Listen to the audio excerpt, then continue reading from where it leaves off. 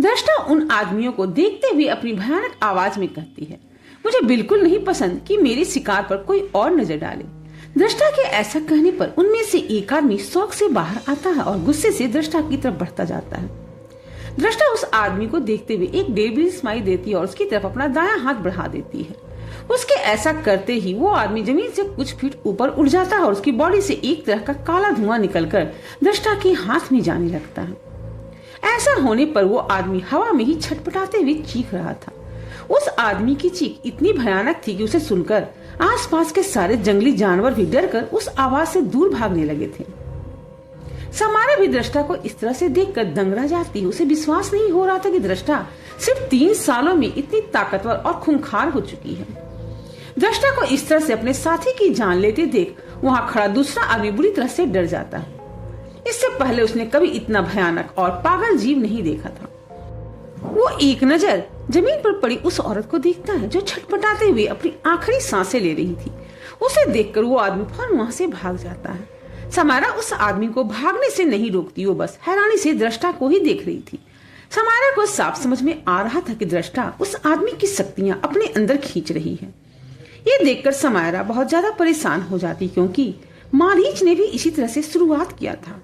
अब समारा को डर लग रहा था कि कहीं दृष्टा भी मारीच के नक्शे कदमों पर तो नहीं चल रही है। अगर ये सच है तो उन लोगों के सामने अब एक और बड़ी परेशानी आने वाली है। कुछ ही देर में वो आदमी अपना दम तोड़ देता है और नीचे जमीन पर गिर जाता है। उसके नीचे गिरते ही दृष्टा अचानक से अपना हाथ झटक देती है और उसके शरीर से वो काला धुआं बाहर आकर वातावरण में फैल जाता है। दृष्टा के ऐसा करते ही समायरा की हैरानी और भी ज्यादा बढ़ जाती है, लेकिन उसके मन को थोड़ी शांति भी मिलती है। दृष्टा ने ऐसा करके उस आदमी की शक्तियां अपने पास ना रखकर प्रकृति को वापस कर दी थी।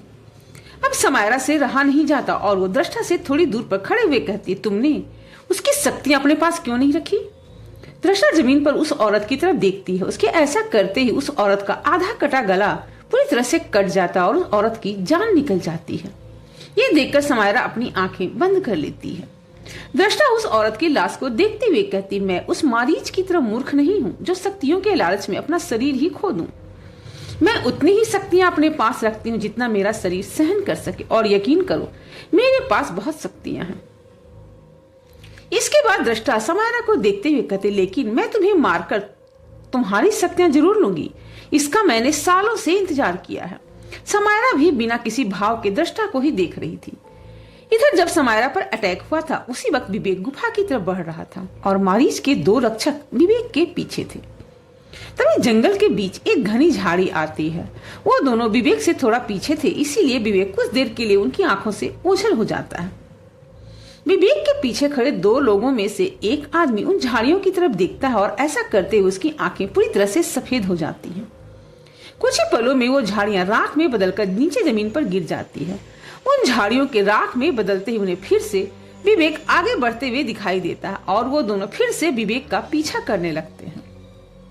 उन दोनों के वहां से जाने के बाद वहीं एक पेड़ के पीछे से विवेक बाहर आता है। उन आदमियों को देखते हुए विवेक कहता है, ये भैरवनाथ सच में कमाल का था, बस नियत का खराब निकला। सिर्फ 2 ही रात ही वो क्रिया करने से उसकी इतनी काबिलियत सामने आने लगी है। विवेक को पहले ही एहसास हो गया था कि कुछ लोग उसके पीछे आ रहे थे।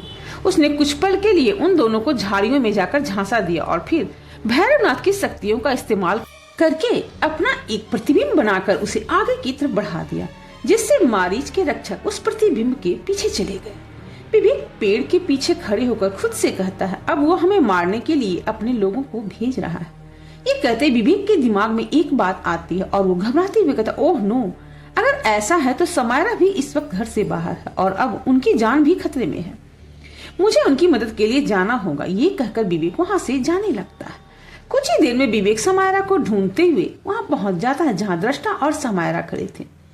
वहां पहुंचते ही विवेक की नजर समायरा पर पड़ती। वो दूर से ही चिल्लाते हुए समायरा से कहता, समायरा हमें वापस घर जाना होगा। उस साये ने हमें मारने के लिए अपने रक्षक भेज दिए हैं। जैसे ही विवेक अपनी बात पूरी करता है उसकी नजर दृष्टा पर जाती जो उसे ही लगातार घूरे जा रही थी। दृष्टा को वहां पर देखकर विवेक की सांसें रुक जाती। उसे ऐसा लगता है जैसे उसके दिल ने अचानक से धड़कना बंद कर दिया हो।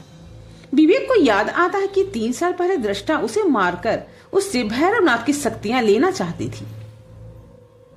विवेक इतना ज्यादा डर गया था कि उसके पैर वहीं पर जम गए थे। वो दोनों अपनी आंखें फाड़कर बस दृष्टा को देखे जा रहा था, जो पहले से कहीं ज्यादा भयानक दिख रही थी। विवेक इस वक्त समायरा से ज्यादा दृष्टा के करीब खड़ा था। कुछ ही पलों में विवेक को होश आता है और वो उसकी नजर जमीन पर पड़ी उन 2 लाशों पर जाती है।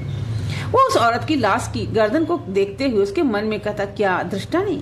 ये कहते हुए विवेक खौफ भरी नजरों से एक बार दृष्टा को देखता है और फिर अपनी पूरी स्पीड से भागते हुए समायरा के पीछे जाकर खड़ा हो जाता है। विवेक बुरी तरह से घबराते हुए समायरा से कहता, समायरा मुझे बचा लिए, वरना ये मुझे भी खा जाएगी। समायरा दृष्टा पर अपनी नजरें बनाए हुए कहते, डरो मत, ऐसा कुछ नहीं होगा। समायरा के ऐसे कहते दृष्टा उन दोनों की तरफ बढ़ने लगती है। ये सब देखकर विवेक को लग रहा था जैसे अभी उसका हार्ट फेल हो जाएगा।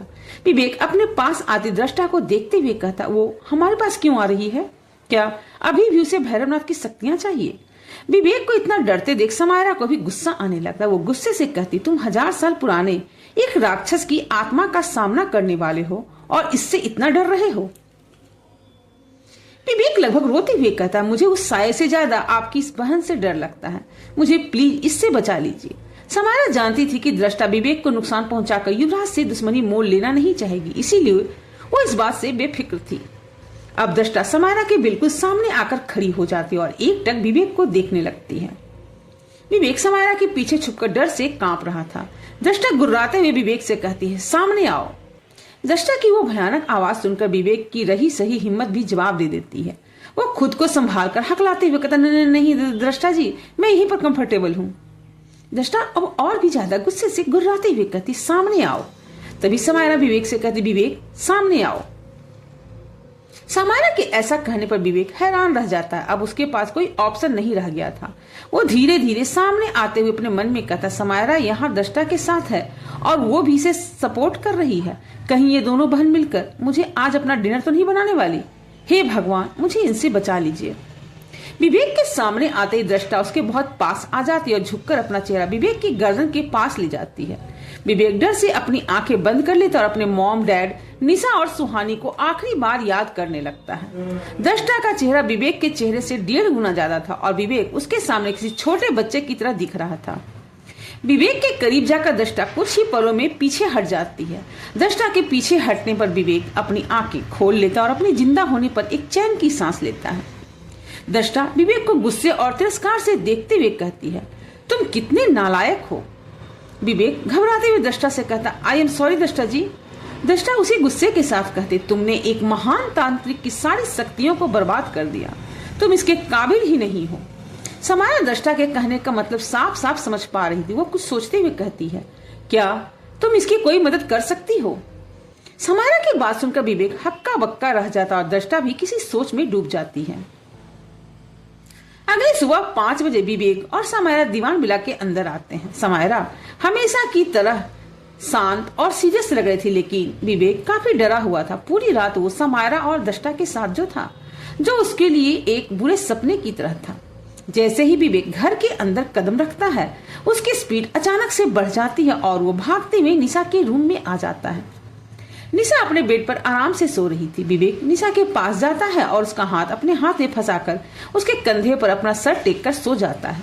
अचानक से किसी के इस तरह टच करने से निशा की नींद खुल जाती है और वो डर से चीखते हुए उठकर बैठ जाती है।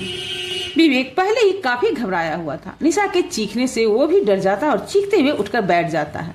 अपने सामने विवेक को देखकर निशा थोड़ा शांत होती है और विवेक पर गुस्सा करते हुए कहती, विवेक तुम यहाँ पर क्या कर रहे हो? विवेक परेशान होकर कहता, मुझे डर लग रहा है, मैं अकेले नहीं सो सकता, प्लीज मुझे आज यहीं अपने साथ सोने दो। निशा अपना मुंह बनाकर पीछे हटते हुए कहती है, तुम्हारा दिमाग खराब हो गया है क्या? जाओ अपने रूम में जाकर सो जाओ। विवेक निशा को समझाने की कोशिश करते हुए कहता, यार प्लीज मेरी बात समझने की कोशिश करो, मुझे सच में बहुत डर लग रहा है, मैं तुम्हें बिल्कुल परेशान नहीं करूंगा, मुझे प्लीज यहाँ सोने दो।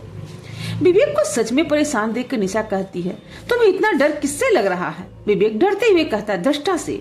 निशा कंफ्यूज होकर कहती, दृष्टा से? वो कहाँ से आ गई अब? विवेक निशा को आज रात की सारी बातें बता देता है। सारी बातें सुनकर निशा भी परेशान होकर कहती है, समायरा को कोई और नहीं मिला जो वो दृष्टा से मदद ले रही है? ये कहकर निशा विवेक को देखती जो अभी भी काफी परेशान लग रहा था। निशा जानती थी कि उस रात के बाद से विवेक को दृष्टा से बहुत ज्यादा डर लगता था। विवेक को काफी महीनों तक उसके नाइटमेयर भी आते थे। वो विवेक की हालत समझते हुए कहते, ठीक है तुम यहाँ सो सकते हो, लेकिन सिर्फ आज। विवेक हाँ में अपना सर हिला देता है और निशा का हाथ पकड़कर बेड पर लेट जाता है।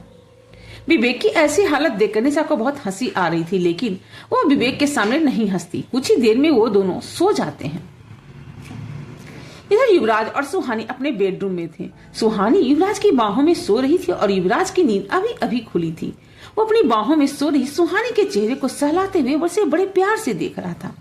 युवराज के दिमाग में इस वक्त पद्मिनी की कई बातें चल रही थी। इस बातों के बारे में सोचते हुए युवराज अपने मन में कहता है, बाकी चीजें तो समझ में आ रही हैं, लेकिन हम उसकी बॉडी कहाँ से ढूंढेंगे?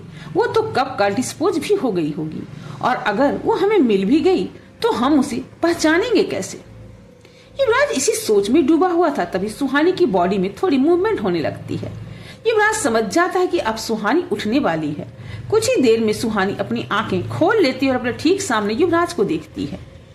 युवराज मुस्कुराते हुए उसके फोरहेड पर किस करके कहता है, गुड मॉर्निंग। सुहानी किसी बच्चे की तरह अपनी आंखें मसलते हुए कहती, गुड मॉर्निंग। युवराज सुहानी के चेहरे से उसके बालों को हटाकर कहता है, अच्छे से नींद आई? सुहानी इस पर थोड़ा इरिटेट होकर कहती, नहीं। युवराज सुहानी के गाल धीरे से खींचते हुए कहता है, क्यों? सुहानी शिकायत भरे अंदाज में कहती है, मेरे अजीब से सपने मुझे सोने ही कहाँ देते हैं। युवराज कहता है, तो आज क्या सपना देखा तुमने? क्या आज फिर से तुम्हें वो दिखा? सुहानी कहती, नहीं, आज रात मुझे वो साया नहीं दिखा, लेकिन पता नहीं क्यों मुझे सपने में एक अजीब सा स्केलेटन दिखाई दे रहा था जो किसी गुफा के अंदर ध्यान करते हुए बैठा था। अब आप ही बताओ, कोई कंकाल ऐसे बैठ सकता है क्या? सुहानी की बातें सुनकर युवराज हैरानी से उसे देखने लगता और अपने मन में कहता है, क्या ये वही है जिसकी बात पद्मिनी कर रही थी?